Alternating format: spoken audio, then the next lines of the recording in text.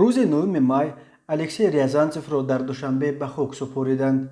این کارمند نقطه فروش سوزشواری اکو اویل در محله اسپیچک دو را در پی سوختار و ترکش شام 1 مای با 75% بدن سوخته در مرکز طبی رقم 3 بستری کرده بودند.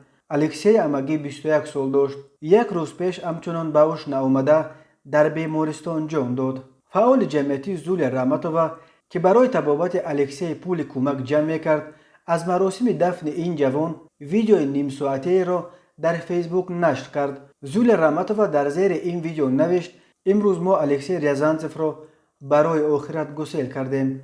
من الیاشا را نمیدونستم. این بچه را باری هم ندیده بودم، ولی خیلی برایش دلم میسوخت و امید به معجزه داشتم. از من خواسته بودند که به الیاشا یاردم کنیم. عکس و ویدیویی را نشان دادند که به عشق نمیشد تماشایش کرد. به دوش الیاشا در زندگی امتحان زیادی بار شد. او در خردی والدانش را از دست داد و یتیم ماند.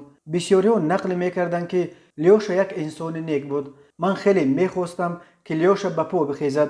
خیلی میخواستم به او قصه کنم که مردم چگونه برایش دلسوزی میکرد، مردم چگونه برایش دعا میکرد و برای تبابت پول میداد. میخواستم قصهش کنم که در مردم نیک و ثوابجویی که همدرد الیاشا بودند چقدر زیادند، ولی به الیاشا میسر نشد تا این همه را بداند. قلب الکسی از تپیدن ماند، ولی خاطر این مرد نکوکار در قلب کودکانی که او نجات داد برای همیشه خواهد ماند. الکسی ریازانتسف در خردی یتیم مانده بود و او را ایرینا نوروزووا به وی رساند. ساکنان دوشنبه برای تبابت این جوان پول جمع کردند، ولی رشته اجل به سن جوان الکسی رحم نکرد.